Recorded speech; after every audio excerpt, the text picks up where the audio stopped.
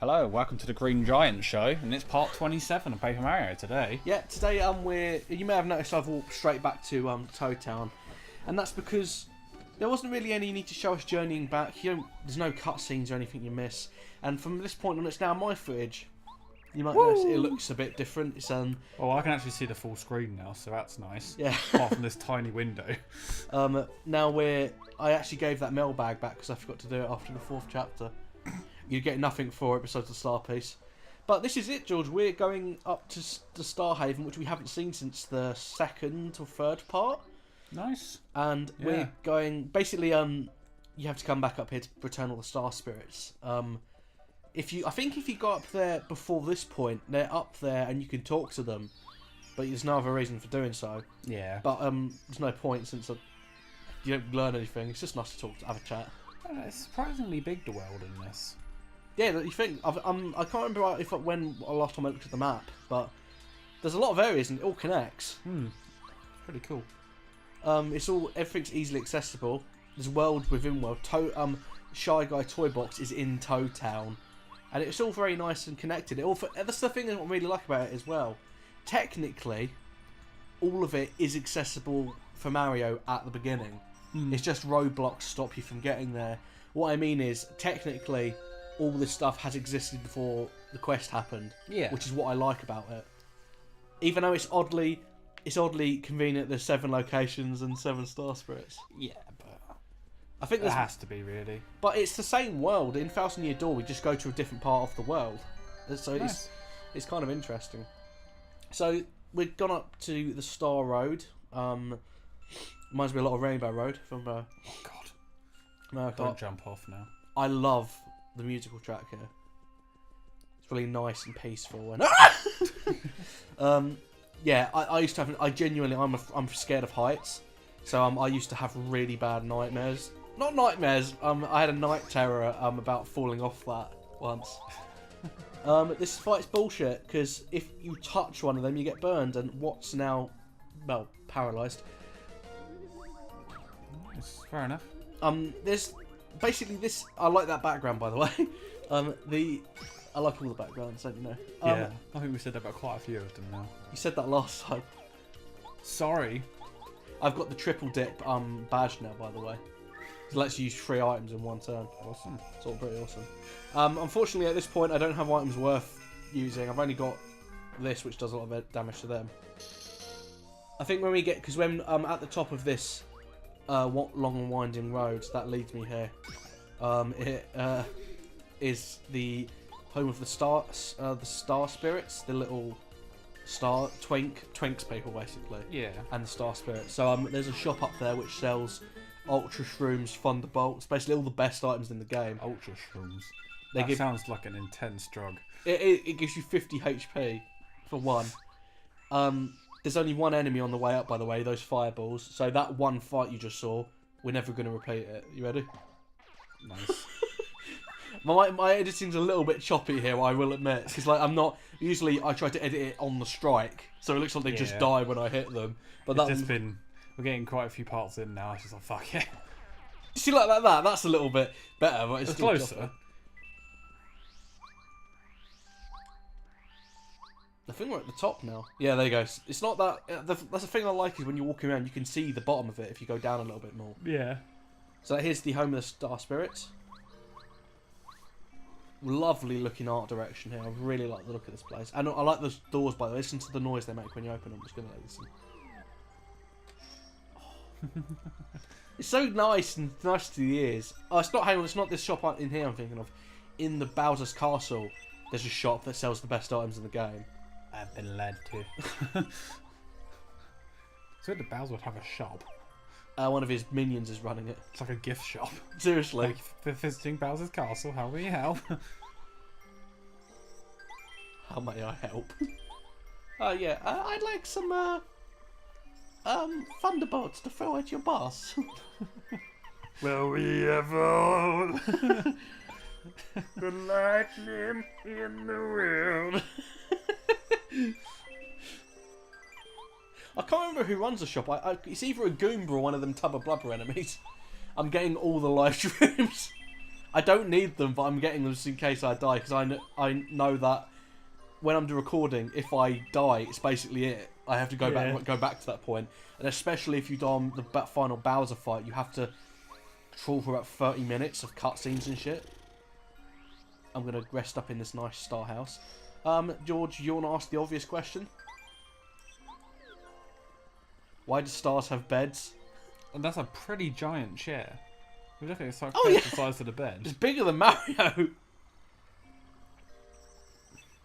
I guess it's this. All this stuff is here for travellers, like who come up here to see the star spirits. Yeah, maybe must be something like that. You haven't actually seen this point yet, George, but we saw this in the intro cutscene. If you let the title screen run, it shows you a cutscene showing Bowser steal the Star Rod. So you see all of this. Nice. Then it's like a nice foreshadowing of it, and we actually get a variation on the Star Spirit theme, which is the music that plays when you rescue one of them. So that's kind of nice. Yep, they're all here. Nice. This is a really nice area as well. Yeah, it's really cool. Reminds me of the water temp, the ice cavern from Ocarina of Time. Yeah. We haven't seen you in a while, mate. But you're still alive.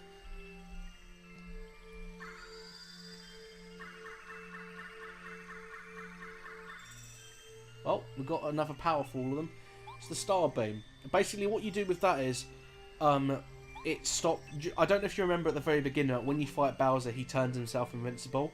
Yeah. That removes it, so it means you can just it uses a turn technically, but Bowser can't use it again for a couple of turns. So like you hit him with that, and then you can hit him.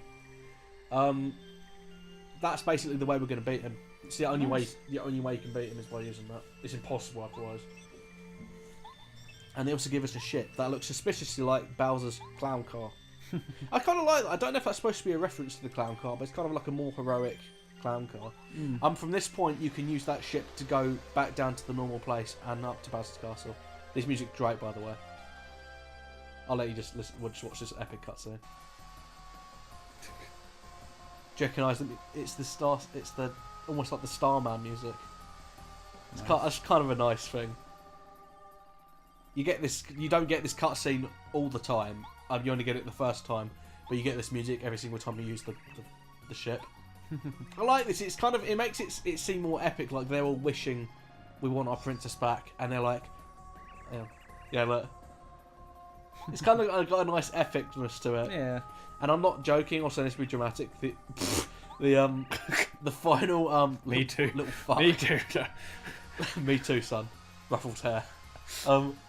It's a little bit epic when you fight Bowser. The music and all that genuinely gives me chills. It reminds me of being a kid again as well. Look how we enter Bowser, by the way. I like that. Oh yeah. The final chapter. Oh yeah. I was going to end it here originally, but it's only literally just to play through. Yeah, that's enough. No, I'm not joking. If I had ended the part there, that would have been 6 minutes. So I was like, I think you'll find this chapter's actually 9 minutes. You'll notice that was a fade there. That's because I was cutting 2 parts together, basically. I didn't. I was looking at the time. So. Well, you pillow. I noticed this part looks particularly grainy, and I don't know why. I'd call it like blurry. It's like, yeah, blurry. My eyesight is just slightly off. No, it's the game. I don't know why it does that. Maybe it's just it is my footage. I just don't understand what. So I mean that looks being better. Stretched out quite a lot. So we got some new enemies to fight here. We've got the Coup Patrol, which is a great name. The Coup Patrol. You might remember them from such films as Then you might remember them from the Peach chapters. They're the ones who keep kidnapping her. Oh, stuff like that. They're a thing that I like is since you've seen them from the beginning of the game, you're kind of like anticipate fighting them, kind of like Grunty and Banjo-Kazooie, because you see her at the beginning. She's the first enemy you see. Yeah. And you talk to her through the whole game pretty much. You kind of get an idea of what they're going to be like to fight, but they're surprisingly difficult if like you don't have the right setup. I mean, I've leveled up so much. I've done a lot of grinding off screen. So I've leveled up a lot. Okay. So they're a joke basically at this point. I don't have a lot of trouble with any enemy in this entire dungeon because I've leveled up to the point where they're just not powerful anymore. But if you basically, I think I mentioned this ages ago in one of the earliest parts. Paper Mario is a game that if you grind on, it will break the game. I've played the game enough, enough battles to make the game easy. Yeah. But I haven't broken the game. I'm basically fighting any enemy I come across and doing some extra grinding on the side to move my experience bar up. But if you play the game enough and get it to the maximum level, the game just stops working. Because it goes to 99, but it won't, and then it'll go over into the new level. But because you've got nothing else you can level up, it just gets stuck there. So you actually, if you level up that much, you will break the game. Because it's one of them games where it's not like Final Fantasy X where I'd recommend grinding as much as you can to make the game really easy. It's kind of like just battle every enemy you come across, and you'll be strong enough to fight them. You'll be at the minimum level you can be. Yeah. That's the thing. Any battles. See, I've maxed badges up to. I'm sorry. I've maxed the badge meter. We got there in the end. I've nearly maxed the flower points one up. So like, I'm nearly at highest level you can get. Pretty cool. So the game is basically piss easy for me now. Now Hammer Brothers, they're kind of an interesting enemy. They're not. You'd expect them to be just powerhouses, wouldn't you? Oh yeah. But they have some weird abilities actually. They're quite a high health bar. And also they can shrink you, which hang on, yeah, like watch this. Okay, if I hadn't have blocked the other one, it would have shrunk me. But they've got they're surprisingly strong. Not just a hammer. And also I've got a new badge, the Mega Jump, which absolutely breaks Mario's attack power. It makes it 10. And if you use Watt up to full level and Mario at this point, you can't lose, because Watt has that penetrative effect where her max damage will apply to every single enemy. So even if they've got armor like those Koopa Trolls we saw earlier, yeah, she still does the max damage. Lovely. So we've got 2 parts after this, and we'll probably do a final feedback. But I want to know your opinion on what you think of the game's story. Do you think it's simple but enjoyable, or I'd say it's fairly solid, to be fair? Or would you prefer there be meatier characterization? Because that was a complaint about this game, that it's just another Mario Rescues Peach story but stretched out to 7 chapters. This is kind of what all the stories should be more like, really. This is what we don't get. I wouldn't say it's lacking very much, really. There's a level of self-awareness to it, which I really enjoy. Like, all the characters are just like, oh, Mario Rescue Peach, because it's just expected. Yeah. And I like some of the companions. I feel like this is a foundation of a story, though. Thousand Year Door took the idea of a Mario narrative and just went somewhere else with it totally. And that's why it has the best narrative out of all the RPG games. Arguably Super Paper Mario, I enjoy that game's story more. But Thousand Year Door is a more consistently solid story. Fair enough. I enjoy the game's story. Like I said, I have no problem with it. The problem is I'm spoiled by Thousand Year Door. If Thousand Year Door had never come out, I would have considered this the best Mario story in a game. Yeah. I don't consider the Mario platformers to have any kind of story. No, there's no point really going into those for that. And I really felt like I was like... I mean, like with Mario games, because they always use the same worlds, the effect is kind of lost on me, like the magic and the wonder of it. But because this game has its own unique setup for the world, yep, like it has a flower field, it has the ice place, you know, it all feels very like separate worlds, if you know what I mean. I felt like it had its own identity, and it never felt like the game was trying to force a million different locations and tones into like. Okay, so like Majora's Mask, do you know Termina, where within 5 feet of Termina there's a huge snowy mountain? Yeah. They've done that to be concise with the travelling time in Majora's Mask, and it works because that game's really weird. If they had done that for this game, it wouldn't have worked. But I feel like because there's like, you have to take a train to get to the desert, the toy box is in a toy box, you have to walk a long plain path to get to Koopa Fortress, which is just a plain area. You have to go through a pipe which it doesn't say how long it takes to get to the ice place, but it's just, I assume it's on the other side of the world. Yeah. Stuff like that. I enjoy stuff like that. I mean, like a lot of the places like Flowerfield, you have to take pipes to go to because it's in an unknown location. It always feels like a journey. Exactly. But you still know it's the same place. It's what I really enjoy about it. And what's been your favourite location that we've seen? Because mine's a toss-up between Mount Lava Lava Land. A lot of that's to do with the story, to be fair. I enjoy the characterization, especially for like Colorado and the Yoshis and all of that. Oh I feel pretty like strong.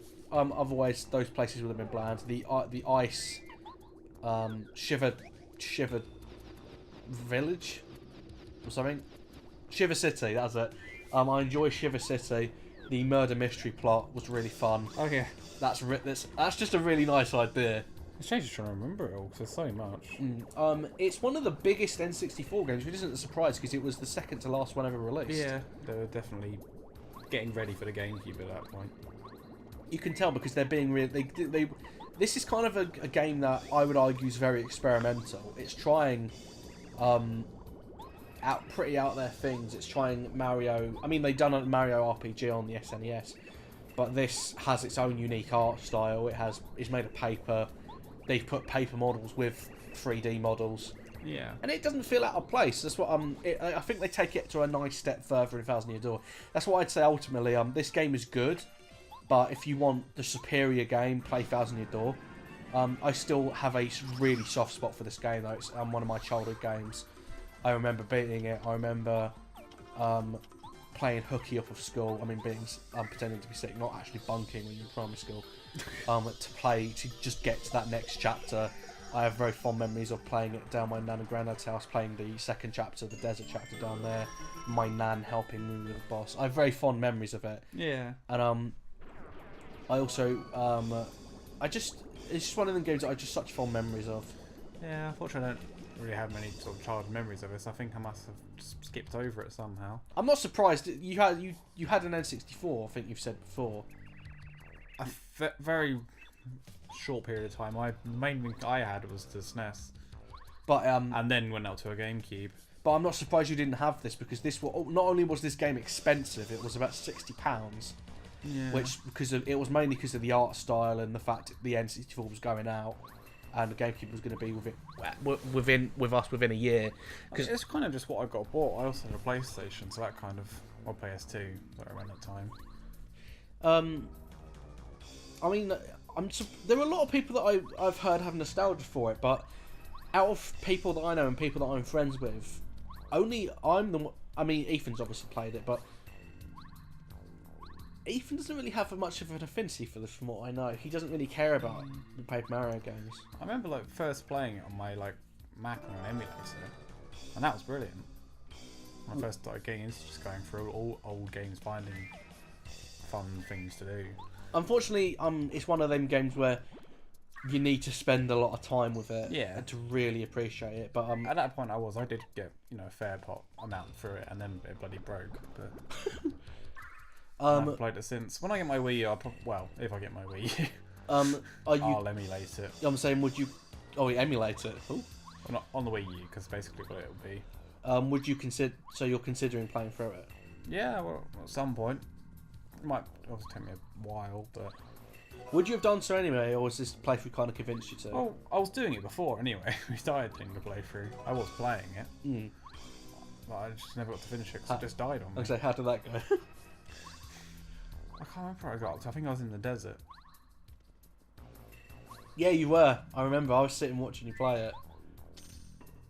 And then my emulator just gave up. I was like, nope, sorry, no more. No, that's why we had to cancel Majora's initially, wasn't it? Yeah, all of anything on the N64 we were doing, just no, we could not do. So just Majora's then? I think, yeah, that's all. Well, I think we had plans to do other bits on that. Banjo was going to be on it at the time, I think. And oh, yeah. Yeah, that's why we had to cancel that too. That's the thing. I was thinking about some other Mario games we could do at some point in the future. What did we said about Sunshine before? If we're going to do Sunshine, we do Super Mario 64 first. Okay. Because I'm kind of being a bit of a bitch with chronological order. Because technically, that game does take place after Super Mario 64. I'm being a little bit of a bitch. It's like I don't know, like I'm a little bit hesitant to do Super Mario 64 because I have memories of it, but I don't like it. You don't have to. No one's forcing us to. No, but like it's one of them games where people consider it so like one of the best games ever, and I'm like, I think it's just an important game. Yeah, I would say that. But it, at the time, that was amazing. Obviously, I prefer Sunshine. Like, and it's not even a thing to do with like graphics, gameplay. I mean, it's Galaxy technically is better than Mario Sunshine. The controls better, but I prefer Sunshine. I prefer the fact it's wacky and out there.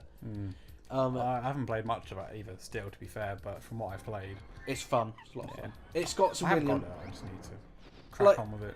That's actually, I have a good analogy. Someone said about Super Mario 64, you know what you're gonna get, and the game doesn't differentiate from it in any way. So like, if you don't like it, you're basically fucked.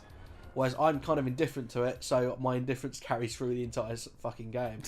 But Super Mario Sunshine, you never knew what you were gonna get because the game is either really good or really bad. So like the pachinko puzzle, and you must remember that. The really fucking annoying puzzle because it doesn't work. The control is wank. It's just one of them things. I just prefer it. Fair enough. I don't know if I'd say if I could compare Paper Mario and Thousand Year Door, because that's a good way of describing it, I guess. Paper Mario is very consistent and solid throughout, but it doesn't, in terms of narrative, it doesn't take much chance. Which you can either like because it's solid, or which you don't like because it's not taking a chance. But Thousand Year Door went out of its way to do something really different and weird. Right. As does Super Paper Mario, but yeah, look, I just cut those two fights out and just like moved on. Brilliant. Super Paper Mario takes way more of a chance, and it alienated a lot of people. I still love it. That's the thing. I'm gonna have to find my copy of Super Paper Mario because we have to do that for the future. That's an amazing game. Love it. Yeah, there's a lot we can get through still. I'm trying. Technically, I was saying about doing the games in chronological order. We haven't done Mario World, technically, or the original Super Mario Brothers. Oh, yeah, so I wouldn't worry about that. Just do what we feel like. We've got plenty of stuff we've got planned first anyway. We've already talked about so many different series we've got to get through. I'm trying to remember when the end of this part is. It's been a while since. Go and look. No, I think it's through here. We've been going about 24 minutes now. No, it's after this room. Basically, we escaped from the underground jail, so we just came straight back up here. We accomplished nothing. Yep, this is the end of this part. We'll see you next time for the penultimate part of Paper Mario, when we finish Bowser's Castle.